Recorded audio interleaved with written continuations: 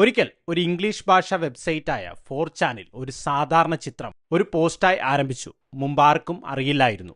ഇന്റർനെറ്റിലെ ഏറ്റവും വലിയ ക്ലൂ ഹണ്ടുകളിലൊന്ന് ആരംഭിച്ച ദിവസമായിരുന്നു അത്. ആ രംഗത്തിനുള്ളിൽ ഒളിഞ്ഞിരിക്കുന്ന രഹസ്യം കണ്ടെത്താൻ ആളുകൾ മത്സരിച്ചു തുടങ്ങി. അവിടെ ആരംഭിച്ച കഥയാണിത്. സിക്കാഡ 3301 എന്ന അദൃശ്യമായ ആഴത്തിലുള്ള പസിലുകളുടെ കഥ. പസിൽ പരിഹരിച്ചവർക്ക് എന്ത് സംഭവിച്ചു? അവരുടെ യഥാർത്ഥ ലക്ഷ്യം എന്തായിരുന്നു? ഇന്നും അത് നിഗൂഢതയായി തുടരുകയാണ്. ഈ കഥ യഥാർത്ഥമാണ്, ശരിക്കും നടന്നത്. ഈ കഥ പൂർണ്ണമായും അറിയാൻ വീഡിയോ ഫുൾ കാണൂ. 2012 ജനുവരി 4 4ചാൻ്റെ ബോർഡിൽ ഒരു വിചിത്രമായ ചിത്രം പോസ്റ്റ് ചെയ്യപ്പെട്ടു. ഇത് പോസ്റ്റ് ചെയ്ത വ്യക്തി 3301 എന്ന പേര് ഉപയോഗിക്കുകയും ചിത്രത്തിനുള്ളിൽ ഒരു മറഞ്ഞിരിക്കുന്ന സന്ദേശം കണ്ടെത്താനുള്ള ഒരു വെല്ലുവിളി നടത്തുകയും ചെയ്തു. ആ സമയത്ത് ഈ ലളിതമായ പോസ്റ്റ് ഇന്റർനെറ്റിലെ എക്കാലത്തെയും വലിയ പസിലുകളിലൊന്നിന് തുടക്കമിടുകയാണെന്ന് ആർക്കും അറിയില്ലായിരുന്നു. വളരെ പെട്ടെന്ന് ഒരാൾ ഒരു ടെക്സ്റ്റ് എഡിറ്റർ ഉപയോഗിച്ച് ചിത്രം തുറന്നാൽ അതിനുള്ളിൽ ഒരു മറഞ്ഞിരിക്കുന്ന ടെക്സ്റ്റ് സ്ട്രിംഗ് ഉണ്ടെന്ന് കണ്ടെത്തി. അതൊരു സൈഫർ ആയിരുന്നു, ഒരു രഹസ്യ കോഡ് പരിഹരിച്ചപ്പോൾ അത് മറ്റൊരു ചിത്രത്തിലേക്ക് നയിച്ചു. ആദ്യം ഈ രണ്ടാമത്തെ ചിത്രം ഒരു അവസാന നിമിഷം പോലെ കാണപ്പെട്ടു. എന്നാൽ ഔട്ട്ഗസ് എന്ന പ്രത്യേക ഉപകരണം ഉപയോഗിച്ച് ഉപയോക്താക്കൾ ആദ്യ ചിത്രത്തിനുള്ളിൽ കൂടുതൽ മറഞ്ഞിരിക്കുന്ന വിവരങ്ങൾ കണ്ടെത്തി.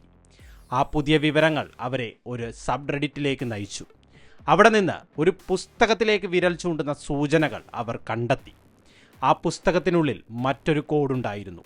ഇത്തവണ അത് ഒരു ഫോൺ നമ്പറിലേക്ക് നയിച്ചു. അവർ ആ നമ്പറിലേക്ക് വിളിച്ചപ്പോൾ മുൻകൂട്ടി റെക്കോർഡ് ചെയ്ത ഒരു വിചിത്രമായ സന്ദേശം അവർ കേട്ടു. അതിൽ കുറച്ച് നമ്പറുകൾ മിസ്സിംഗ് ആയിരുന്നു. അടുത്ത ദിവസമായപ്പോഴേക്കും ഈ ചിത്രം ഇന്റർനെറ്റിൽ എല്ലായിടത്തും വ്യാപിച്ചു തുടങ്ങി. ഓൺലൈൻ ഡിറ്റക്റ്റീവുകളുടെ ഒരു വലിയ സംഘം ഈ പസിൽ പരിഹരിക്കുന്നതിൽ വളരെയധികം താല്പര്യം കാണിച്ചു. എന്നാൽ ഈ പസിൽ എന്തിനാണ് സൃഷ്ടിച്ചതെന്ന് ആർക്കും അറിയില്ലായിരുന്നു. ഈ പസിലിന്റെ ഉദ്ദേശം എന്തായിരുന്നു? ആരാണ് ഇത് സൃഷ്ടിച്ചത്? ആരെങ്കിലും ഇത് പരിഹരിച്ചാൽ അവർക്ക് എന്ത് സംഭവിക്കും?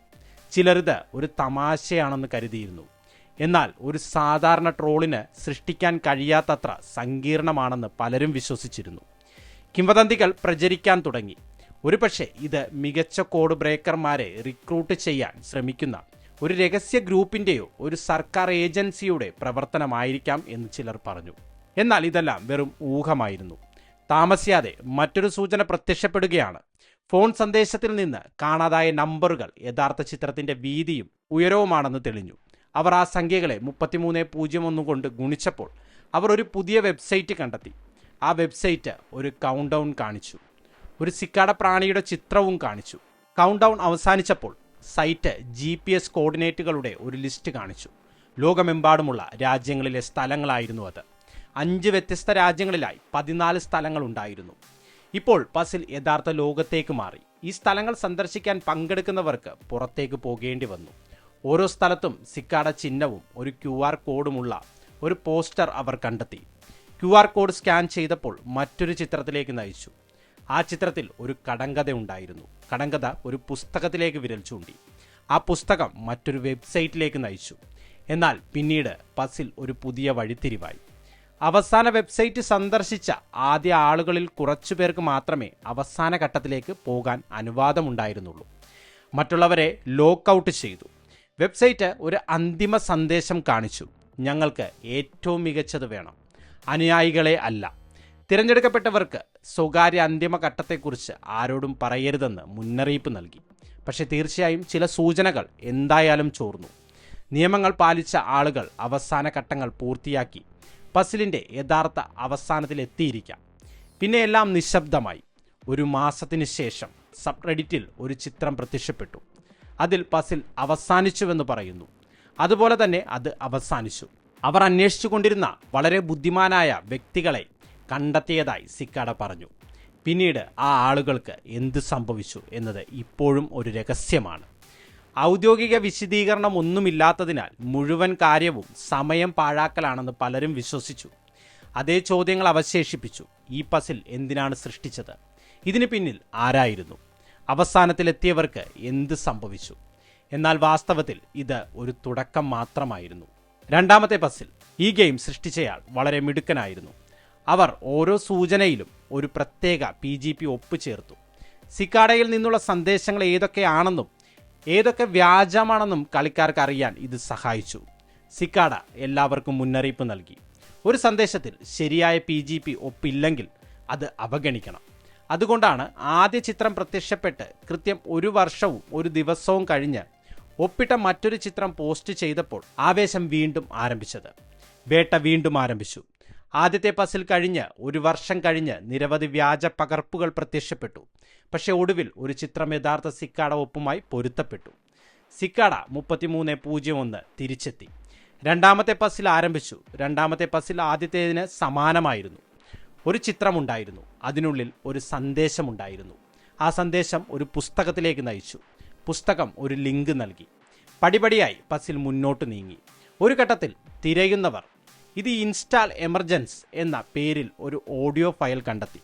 മറ്റൊരു സൂചന ഒരു രഹസ്യ ട്വിറ്റർ അക്കൗണ്ടിലേക്ക് നയിച്ചു. അവിടെ നിന്ന് കളിക്കാർ ഒരു ചിത്രം കണ്ടെത്തി. ആ ചിത്രത്തിനുള്ളിൽ ഒരു വിചിത്രമായ അക്ഷരമാല ഉണ്ടായിരുന്നു, റണ്ണുകൾ. അതിൻ്റെ അർത്ഥം എന്താണെന്ന് ആർക്കും അറിയില്ലായിരുന്നു. പിന്നെ മുമ്പത്തെ പോലെ പസിൽ യഥാർത്ഥ ലോകത്തേക്ക് നീങ്ങി. സിക്കാഡ ചില ലൊക്കേഷൻ കോർഡിനേറ്റുകൾ പോസ്റ്റ് ചെയ്തു. രഹസ്യ പോസ്റ്ററുകൾ കണ്ടെത്താൻ കളിക്കാർ ആ സ്ഥലങ്ങളിലേക്ക് പോയി, 4 വ്യത്യസ്ത രാജ്യങ്ങളിലേക്ക്. എന്നാൽ കുറച്ച് സമയത്തിന് ശേഷം പസിൽ വീണ്ടും നിന്നു. ചില ആദ്യകാല വിജയികളെ ഒരു രഹസ്യാന്തിമ ഘട്ടത്തിലേക്ക് ക്ഷണിച്ചു. ഇത്തവണ അവസാനം ഔദ്യോഗിക സന്ദേശം ഉണ്ടായിരുന്നില്ല. സിക്കാഡ വീണ്ടും അപ്രത്യക്ഷമായി. നിഗൂഢത പരിഹരിക്കപ്പെടാതെ തുടർന്നു. പക്ഷേ ഇത് അവസാനമായിരുന്നില്ല. 2014 മൂന്നാമത്തെ പസിൽ ആരംഭിച്ചു. വീണ്ടും ചിത്രം, സന്ദേശം, പുസ്തകം, ലിങ്ക്. എന്നാൽ ഇത്തവണ പസിൽ ഒരു പ്രത്യേക പുസ്തകത്തെക്കുറിച്ചായിരുന്നു. പുസ്തകത്തിൻ്റെ പേര് ലിബർ പ്രൈമസ് എന്നായിരുന്നു. ലാറ്റിനിൽ ആദ്യ പുസ്തകം എന്നാണ് അർത്ഥമാക്കുന്നത്. ഇത് എഴുതിയത് സിക്കാഡയാണ്. ഇപ്പോൾ രണ്ടാമത്തെ പസിലിൽ നിന്നുള്ള റണ്ണുകൾ അർത്ഥവത്തായി. മുഴുവൻ പുസ്തകവും ആ റൂൺ അക്ഷരമാല ഉപയോഗിച്ചാണ് എഴുതിയിരിക്കുന്നത്. എന്നാൽ ചില പേജുകൾ വിവർത്തനം ചെയ്തതിന് ശേഷവും പുസ്തകത്തിൻ്റെ അർത്ഥം വളരെ വിചിത്രമായിരുന്നു. അതിൽ ദാർശനിക ആശയങ്ങൾ ഉണ്ടായിരുന്നു. ചിലർ അത് ഒരു കൾട്ടിൻ്റെ രചന പോലെയാണെന്ന് പോലും പറഞ്ഞു. പുസ്തകത്തിൽ പുതിയ സൂചനകളും ഉണ്ടായിരുന്നു. ഒരു പേജ് കളിക്കാരോട് ഒരു രഹസ്യ ആഴത്തിലുള്ള വെബ്സൈറ്റ് തിരയാൻ പറഞ്ഞു. പക്ഷേ ഇതുവരെ ആരും അത് കണ്ടെത്തിയിട്ടില്ല. മറ്റൊരു പേജ് ഇന്റർ കണക്റ്റഡ് നെറ്റ്സ് എന്ന മറ്റൊരു ഓഡിയോ ക്ലിപ്പുള്ള ഒരു വെബ്സൈറ്റിലേക്ക് നയിച്ചു. എന്നാൽ പുസ്തകത്തിൻ്റെ ഭൂരിഭാഗവും ഇപ്പോഴും വിവർത്തനം ചെയ്തിട്ടില്ല. 74 റൂൺ പേജുകളിൽ 19 എണ്ണം മാത്രമേ വിവർത്തനം ചെയ്തിട്ടുള്ളൂ. പല പേജുകളും ഇപ്പോഴും രഹസ്യ കോഡുകൾ ഉപയോഗിച്ച് ലോക്ക് ചെയ്തിരിക്കുന്നു. 2015 ആയപ്പോഴേക്കും പുതിയ പസിൽ വന്നില്ല. ലിബർ പ്രൈമസ് പൂർണ്ണമായും പരിഹരിക്കപ്പെടുന്നതുവരെ സിക്കാഡ തിരിച്ചു വരില്ലെന്ന് പലരും അപ്പോൾ വിശ്വസിച്ചു. 2016 സിക്കാഡ ഒരു സന്ദേശം പോസ്റ്റ് ചെയ്തു. കളിക്കാരോട് വീണ്ടും പുസ്തകം നോക്കാൻ ആവശ്യപ്പെട്ടു. അതിനുശേഷം ഏതാണ്ട് പൂർണ്ണ നിശബ്ദതയായിരുന്നു. പിന്നീട് വലിയ പുരോഗതിയൊന്നും സംഭവിച്ചില്ല. എന്നാൽ വലിയ ചോദ്യങ്ങൾ അവശേഷിച്ചു. സിക്കാഡ ഈ പസിലുകൾ സൃഷ്ടിച്ചത് എന്തുകൊണ്ട്? അവരുടെ പിന്നിൽ ആരാണ്? ആരെങ്കിലും അവസാന ഘട്ടത്തിലെത്തിയാൽ എന്ത് സംഭവിക്കും? 2012 4ചാനിൽ ആദ്യ ചിത്രം വന്നപ്പോൾ പലരും ഇത് ഒരു മാർക്കറ്റിംഗ് തന്ത്രമാണെന്ന് കരുതി. കമ്പനികൾ സിനിമകളോ ഗെയിമുകളോ പ്രൊമോട്ട് ചെയ്യാൻ ചെയ്തതുപോലെ. പക്ഷേ ഇവിടെ മാർക്കറ്റിംഗ് ഇല്ലായിരുന്നു, പരസ്യങ്ങളില്ല. ആ ആശയം ഇനി അർത്ഥശൂന്യമാണ്. രഹസ്യഘട്ടങ്ങൾക്കുള്ളിൽ നിന്നുള്ള ചില വിവരങ്ങൾ സിക്കാഡയെക്കുറിച്ച് നമുക്ക് കുറച്ച് കാര്യങ്ങൾ പറഞ്ഞു തരുന്നു. ആദ്യ പസിലിൻ്റെ അവസാനം ചില വിജയികൾക്ക് ഒരു ഇമെയിൽ ലഭിച്ചതായി റിപ്പോർട്ടുണ്ട്. സ്വകാര്യത ഒരു അടിസ്ഥാന അവകാശമാണെന്ന് വിശ്വസിക്കുന്ന ഒരു അന്താരാഷ്ട്ര ഗ്രൂപ്പാണ് തങ്ങളെന്ന് ആ ഇമെയിലിൽ സിക്കാഡ പറയുന്നു. ബുദ്ധിമാനായ ആളുകളെ കണ്ടെത്തി സ്വകാര്യത സംരക്ഷിക്കുന്നതിനുള്ള ഉപകരണങ്ങൾ സൃഷ്ടിക്കുക എന്നതാണ് അവരുടെ ലക്ഷ്യം. ഇമെയിൽ 3 ചോദ്യങ്ങൾ ചോദിച്ചു. ഒരു ചോദ്യം, വിവരങ്ങൾ സൗജന്യമായിരിക്കണമെന്ന് നിങ്ങൾ വിശ്വസിക്കുന്നുണ്ടോ എന്നായിരുന്നു. എന്നാൽ ഇമെയിൽ ഈ വിവരങ്ങൾ പങ്കിടരുത് എന്നും പറഞ്ഞു. അത് വിചിത്രമായി തോന്നുന്നു. അവസാനം ഈ കഥ അവിശ്വസനീയമായി തോന്നാം, പക്ഷേ അത് സാധ്യമാണ്. 2ാം ലോക മഹായുദ്ധ സമയത്ത് പോലും കഴിവുള്ള ആളുകളെ കണ്ടെത്താൻ സർക്കാരുകളും കമ്പനികളും രഹസ്യ പസിലുകൾ ഉപയോഗിച്ചു. ഒരുപക്ഷെ സിക്കാഡ 3301 ചെയ്യുന്നത് അതാണ്. 2013 ബ്രിട്ടീഷ് രഹസ്യാന്വേഷണ ഏജൻസിയായ GCHQ can you find it എന്ന പേരിൽ ഒരു റിക്രൂട്ട്മെൻറ്റ് പ്രോഗ്രാം ആരംഭിച്ചു. പങ്കെടുക്കുന്നവർ ഇൻ്റർനെറ്റിൽ മറഞ്ഞിരിക്കുന്ന രഹസ്യ കോഡുകൾ കണ്ടെത്തി പരിഹരിക്കേണ്ടതുണ്ടായിരുന്നു. അവർ മുഴുവൻ പസിൽ പൂർത്തിയാക്കിയാൽ അവർക്ക് ഒരു സമ്മാനം നേടാനോ ഏജൻസിയിൽ ജോലി നേടാനോ കഴിയും. 2004 ബിൽബോർഡുകളിൽ വിചിത്രമായ സന്ദേശങ്ങൾ ഉപയോഗിച്ച് ഗൂഗിൾ സമാനമായ പ്രോഗ്രാം ചെയ്തിരുന്നു. 2014 US നാവികസേനയും സമാനമായ ഒരു പദ്ധതി നടത്തിയിരുന്നു. എന്നാൽ സിക്കാഡയുടെ കാര്യമോ, ഈ പസിലുകൾ പരിഹരിച്ച ആളുകളുടെ കാര്യമോ, എന്തുകൊണ്ടാണ് നമ്മൾ അവരിൽ നിന്ന് കേൾക്കാത്തത്? വാസ്തവത്തിൽ ചിലരിൽ നിന്ന് നമ്മൾ കേട്ടിട്ടുണ്ട്. പക്ഷേ ആരാണ് സത്യം പറയുന്നതെന്നും ആരാണ് അഭിനയിക്കുന്നതെന്നും അറിയാൻ വളരെ പ്രയാസമാണ്. 2015 റോളിംഗ് സ്റ്റോൺ മാഗസിൻ ആദ്യത്തെ സിക്കാഡ പസിൽ വിജയിച്ചതായി പറഞ്ഞ 2 ആളുകളുമായി അഭിമുഖം നടത്തി. അവസാന ഘട്ടത്തിന് ശേഷം എന്താണ് സംഭവിച്ചതെന്ന് അവർ പങ്കുവച്ചു. സിക്കാഡയിൽ നിന്ന് ഒരു ഇമെയിൽ ലഭിച്ച ശേഷം ഡാർക്ക് വെബിലെ ഒരു രഹസ്യ ഫോറത്തിലേക്ക് അവരെ ക്ഷണിച്ചുവെന്ന് അവർ പറഞ്ഞു. അവിടെ ഏകദേശം 20 പുതിയ റിക്രൂട്ട്മെന്റുകളും ചില മുതിർന്ന സിക്കാഡ അംഗങ്ങളും ഉണ്ടായിരുന്നു. സ്വകാര്യത, സുരക്ഷ, സെൻസർഷിപ്പിൽ നിന്നുള്ള സ്വാതന്ത്ര്യം എന്നിവയിൽ ശക്തമായി വിശ്വസിക്കുന്ന ഒരു കൂട്ടം സുഹൃത്തുക്കളാണ് സിക്കാഡ 3301 ആരംഭിച്ചതെന്ന് മുതിർന്ന അംഗങ്ങൾ വിശദീകരിച്ചു.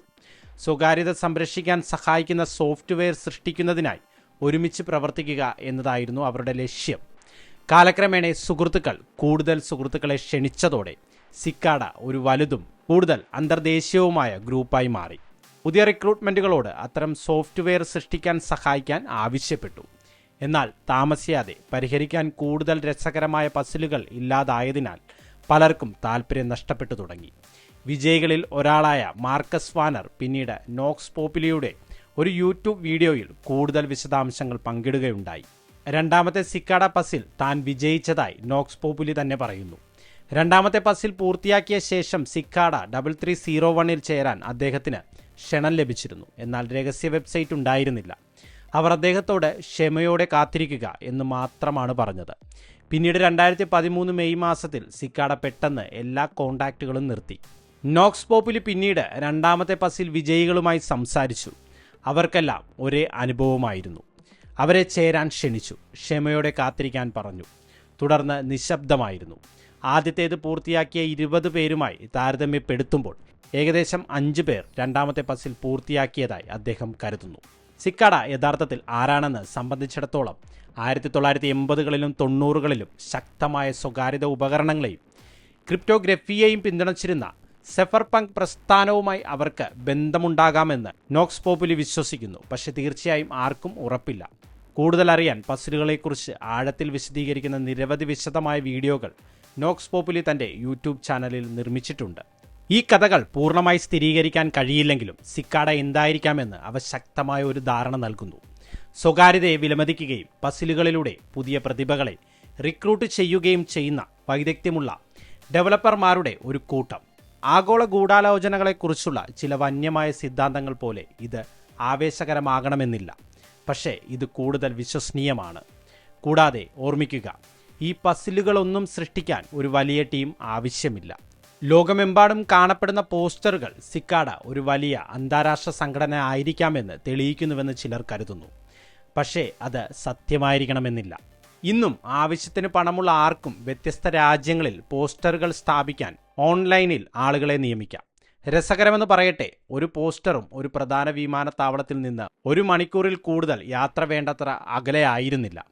ഒന്നോ അതിലധികം ആളുകൾ യാത്ര ചെയ്ത് സ്ഥാപിച്ചിട്ടുണ്ടാകാം എന്നാണ് ഇത് സൂചിപ്പിക്കുന്നത്. ചില പോസ്റ്ററുകൾ അന്താരാഷ്ട്ര വിമാനത്താവളങ്ങൾക്ക് വളരെ അടുത്തായി പോലും കണ്ടെത്തി. മറ്റൊരു വിധത്തിൽ പറഞ്ഞാൽ പണവും സമയവും ഉപയോഗിച്ച് ആർക്കും ഒരു ആഗോള രഹസ്യ ശൃംഖലയുടെ മിഥ്യ സൃഷ്ടിക്കാൻ കഴിയും. സിക്കാഡ 3301 ചെയ്തത് ഇതാണെന്ന് ഞാൻ പറയുന്നില്ല. പക്ഷേ അതൊരു സാധ്യമായ വിശദീകരണമാണ്. വ്യക്തിപരമായി ഏറ്റവും സാധ്യതയുള്ള ഉത്തരം ഇതായിരിക്കുമെന്ന് ഞാൻ കരുതുന്നു. സമാന ചിന്താഗതിക്കാരായ ആളുകളെ കണ്ടെത്തുന്നതിനായി പസിലുകൾ സൃഷ്ടിച്ച ഹോബിയിസ്റ്റുകളുടെയും സ്വകാര്യത താൽപ്പര്യക്കാരുടെയും ഒരു ചെറിയ കൂട്ടമായിരുന്നു സിക്കാഡ. അവരുടെ അവസാന പൊതു സന്ദേശം 2017 ഏപ്രിലിൽ വന്നു. അവരെക്കുറിച്ച് തെറ്റായ വിവരങ്ങൾ പ്രചരിക്കുന്നതിനെക്കുറിച്ചുള്ള ഒരു മുന്നറിയിപ്പ് മാത്രമായിരുന്നു അത്. അതിനുശേഷം മൂന്നാമത്തെ പസിലിൻ്റെ നിലയോ നാലാമത്തേതോ എപ്പോഴെങ്കിലും പ്രത്യക്ഷപ്പെടുമോ എന്ന് ആർക്കും അറിയില്ല. നിഗൂഢത തുടരുന്നു. നിങ്ങളുടെ അഭിപ്രായം പ്രധാനമാണ്. കമൻറ്റിൽ അറിയിക്കൂ. ഇത്തരത്തിലുള്ള വീഡിയോകൾ ഇഷ്ടപ്പെടുന്നുവെങ്കിൽ ചാനൽ സബ്സ്ക്രൈബ് ചെയ്യൂ. ഈ വീഡിയോ ലൈക്ക് ചെയ്യൂ. മറ്റുള്ളവർക്കായി ഷെയർ ചെയ്യാനും മറക്കല്ലേ. നമുക്ക് പുതിയ ഒരു വിഷയവുമായി വീണ്ടും കാണാം, മറ്റൊരു അത്ഭുതം ചേർന്ന കഥയുമായി.